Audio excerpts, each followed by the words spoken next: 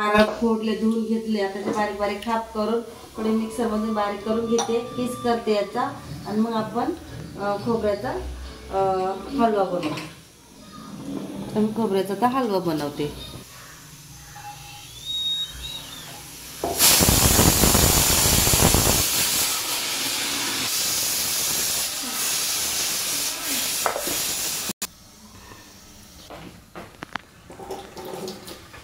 झाला का चालू?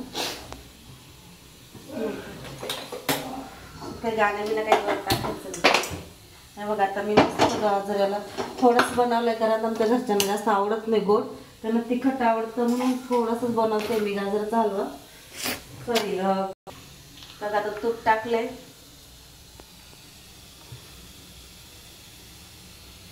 बघा तूप टाकलंय. गरम तर होते ना, तूप गरम झाला का मग आपण हे टाकायचंय.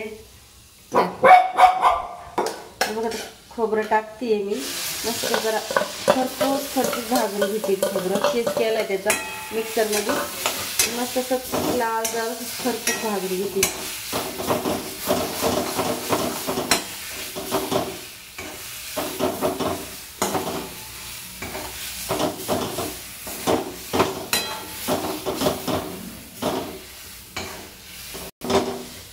थोडीशी साखर टाकते. जास्त आमच्या घरच्यांना आवडत साखर टाकते.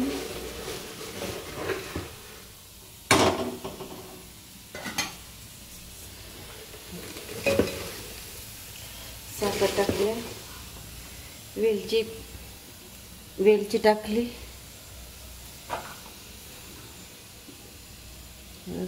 वेलची टाकली आणि थोडंसं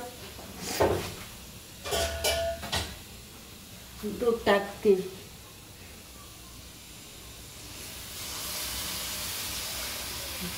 खोबरं शिजवायला दूध टाकते.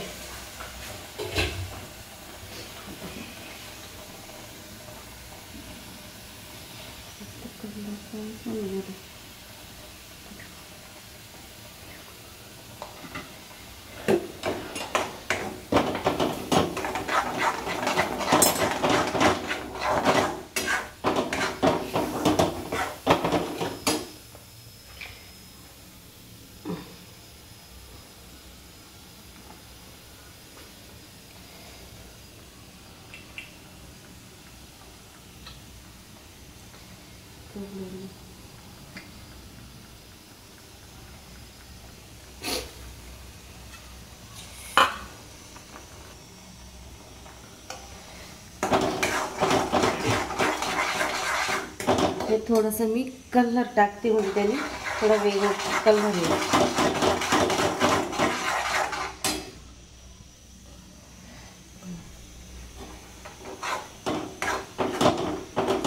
कलर टाकलाय तो कलर वेगळा.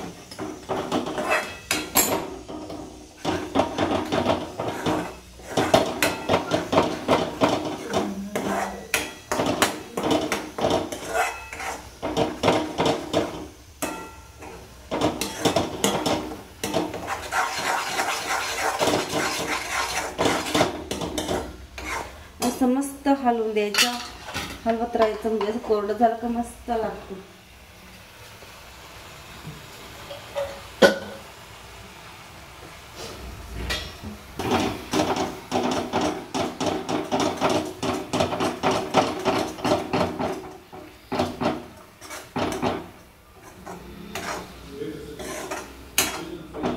बघा मस्त झालाय आपला खोबऱ्याचा हलवा.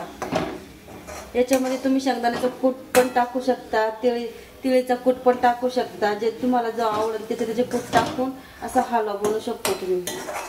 असं मला तर सगळंच आवडतं, पण आता सध्या फक्त मी खोबऱ्याचाच हलवा बनवून दाखवला. पुढच्या रेसिपीमध्ये खोबऱ्याचा कूट आणि तिळीचा कूट टाकून आपण लाडू बनवू. याचे लाडू पण मस्त बनवले जातात.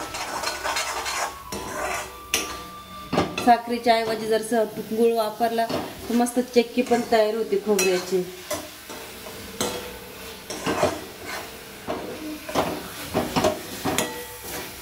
आता त्या मावशीने एवढे नारळ दिले, तर प्रत्येक प्रकारच्या रेसिपी आपण नारळाचं बनवत जाऊ. आता पहिल्यांदा मी खोबऱ्याचा आपलं खोबऱ्याचा हलवा बनवला. आता पुढच्या रेसिपीत गूळ वापरून चक्की बनवू खोबऱ्याची.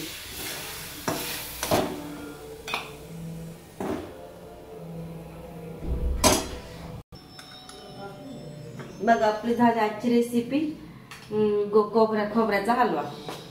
बघा तुम्ही पण करून बघा. व्हिडिओ आवडला तर नक्की शेअर करा, लाईक करा. बाय.